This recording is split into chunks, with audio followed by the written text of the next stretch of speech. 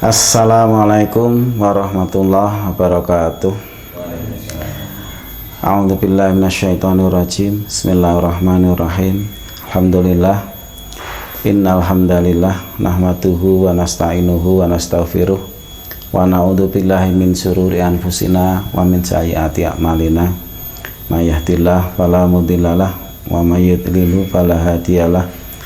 Asyhadu an la ilaha illallah wahdahu la syarikalah wa asyhadu anna Muhammadan abduhu wa rasuluh la nabiyya wa rasula ba'dah, amma ba'du.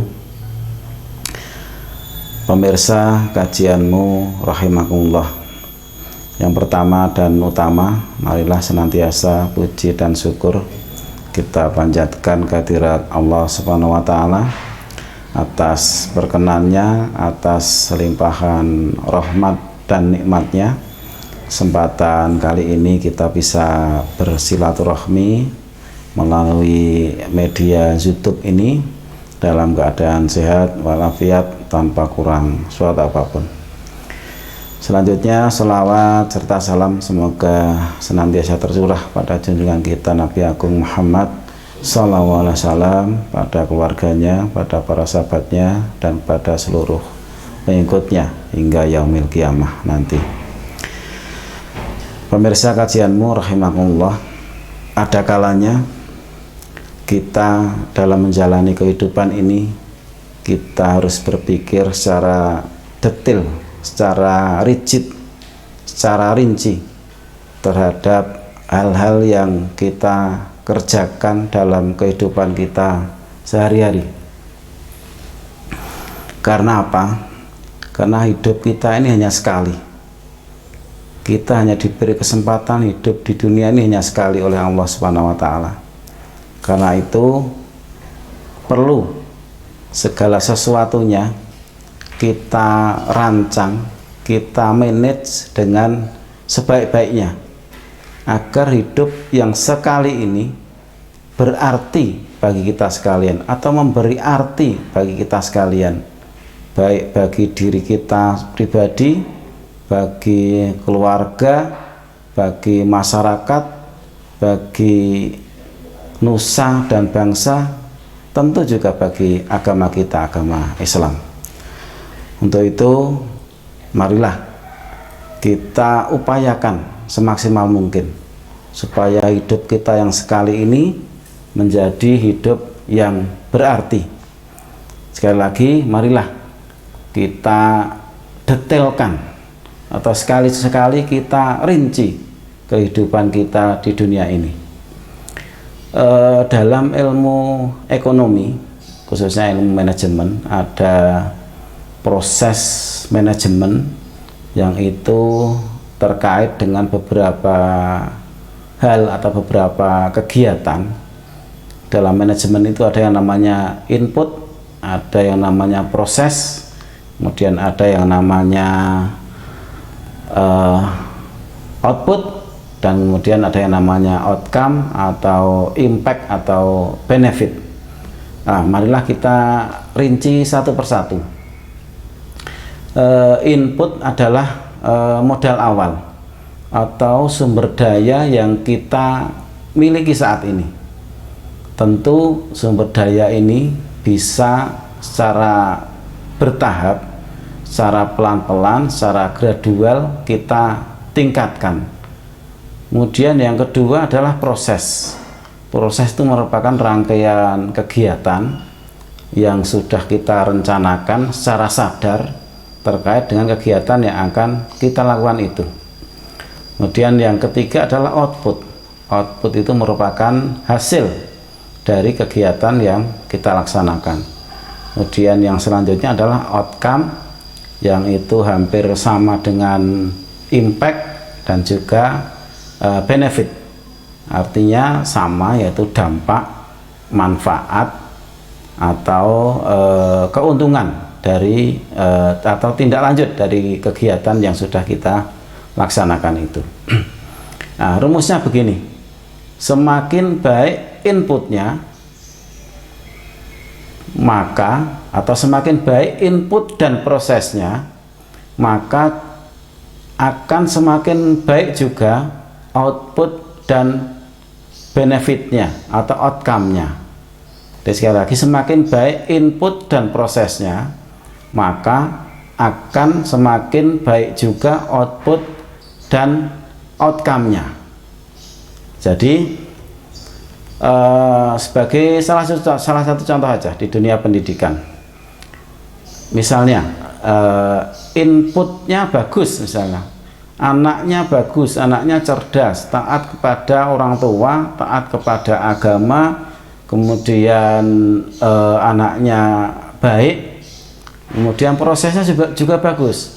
Di sekolah itu dia dibimbing oleh guru-guru yang kompeten, kemudian lingkungan sekolahnya juga bagus, teman-temannya juga bagus, orang tuanya di rumahnya memberikan support kepada anak itu, maka besar kemungkinan output dari anak tersebut akan bagus, anaknya akan berprestasi, prestasinya bagus, akademiknya bagus, mungkin non akademiknya juga bagus. Dan outcome-nya bagaimana atau dampaknya bagaimana?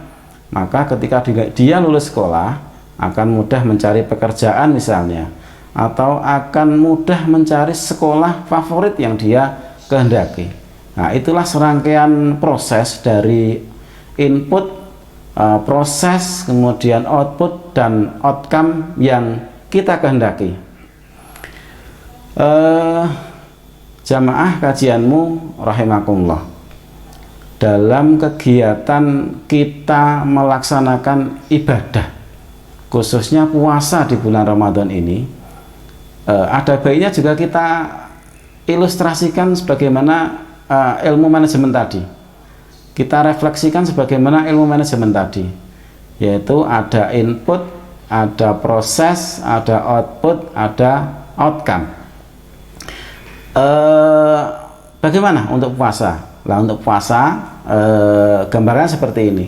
Jadi input kita berpuasa tentunya adalah kita sebagai orang yang beriman, sebagaimana perintah Allah dalam surat Al-Baqarah 183. A'udzubillahi minasyaitonirrajim. Ya ayyuhalladzina amanu kutiba alaikumusiyam kama kutiba alal ladzina min qablikum la'allakum tattaqun. Jadi inputnya adalah ya ayyuhalladzina amanu, hai orang-orang yang beriman. Inputnya, modalnya adalah kita, orang-orang yang beriman ini. Tentunya iman kita itu bertingkat juga. Dalam level 1 sampai 10 mungkin pasti akan berbeda-beda setiap orang keimanannya. Nah, nanti juga akan berpengaruh pada tahapan berikutnya. Jadi inputnya, modal awalnya adalah iman dalam proses manajemen puasa ini. Kemudian yang selanjutnya adalah proses. Nah, proses itu adalah kegiatan-kegiatan yang kita laksanakan atau ibadah-ibadah yang mengiringi kegiatan puasa yang kita laksanakan, yang juga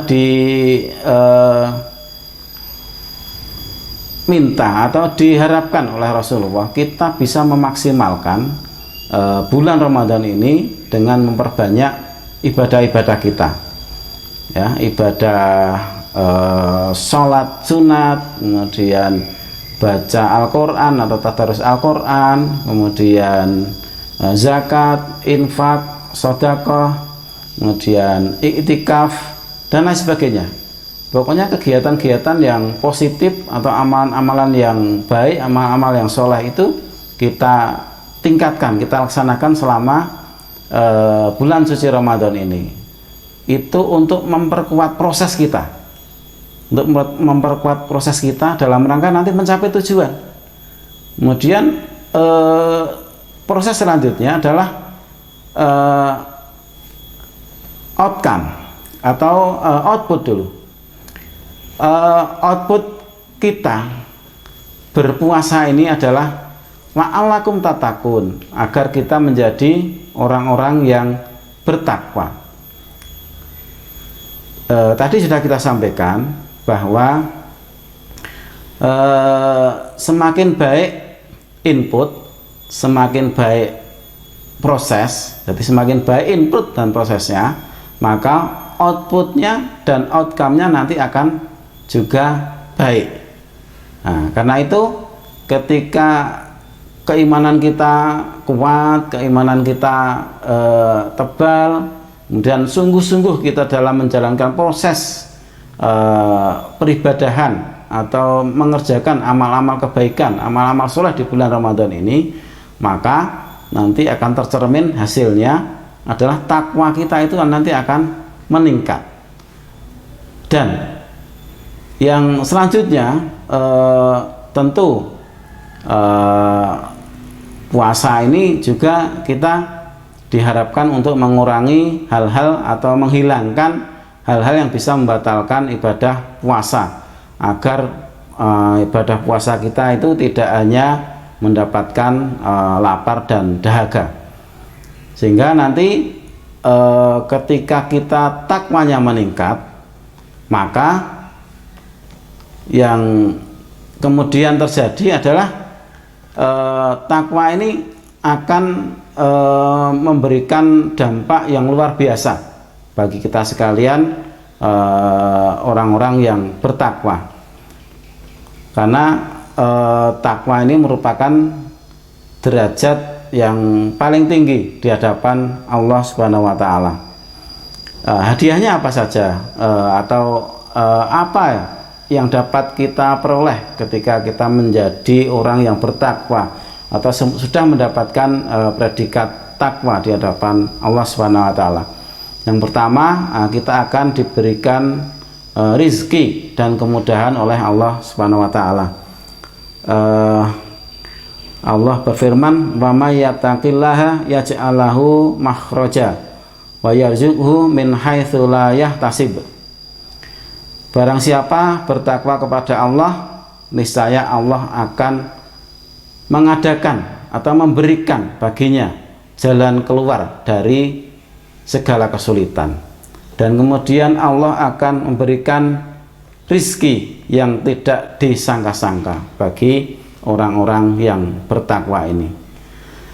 Kemudian yang kedua, takwa itu atau orang yang bertakwa itu mulia di hadapan Allah Subhanahu wa Ta'ala. Dalam surat Al-Hujurat ayat 13, Allah berfirman, ya ayuhan nasu inna khalaqnakum min dzakarin aw untha wa ja'alnakum syu'uban wa qabaila lita'arafu inna akramakum indallahi atqakum. Sesungguhnya orang yang paling mulia di antara kamu sekalian adalah orang yang paling bertakwa. Kemudian yang ketiga, dengan takwa maka Allah akan memperbaiki amalan-amalan kita dan akan memberikan ampunan terhadap dosa-dosa kita, serta kita akan mendapatkan kemenangan sebagaimana surat Al-Ahzab ayat 70 hingga 71.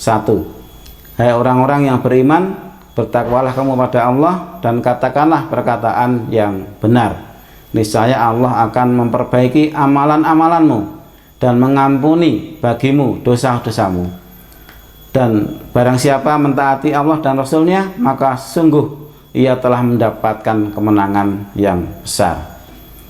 Kemudian yang keempat atau yang terakhir, fadilah dari takwa, atau tentunya masih ada fadilah yang lain. Ini yang kita sampaikan yang keempat, orang yang bertakwa akan diberikan Allah tempat yang terbaik nanti di akhirat, yaitu Jannatun Naim atau di surga, sebagaimana Al-Imran ayat 133, wasari'u ila maghfiratim mir rabbikum wa jannatin arduhas samawati wal ard uiddat lil muttaqin.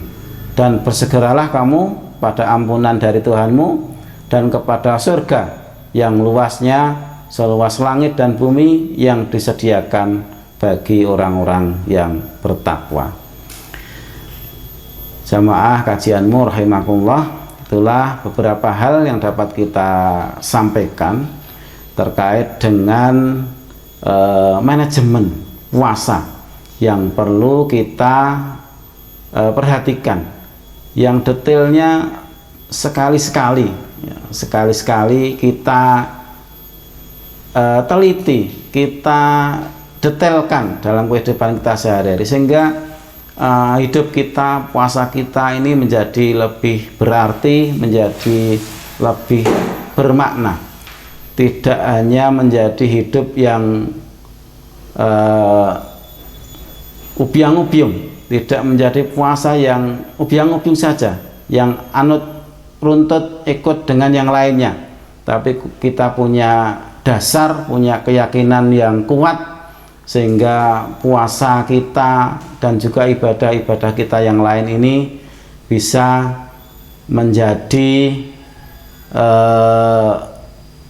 nilai tambah bagi kita sekalian dalam kita beribadah kepada Allah Subhanahu wa Ta'ala. Tidak hanya sekedar berpuasa yang tidak ada maknanya, tapi puasa kita itu memberikan makna yang luar biasa bagi peningkatan ketaatan kita semuanya di hadapan Allah Subhanahu wa Ta'ala.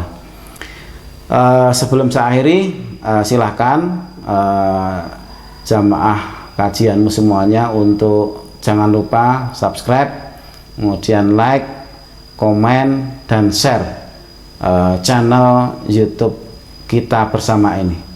Sekian, billahi taufiq wal hidayah. Assalamualaikum warahmatullahi wabarakatuh.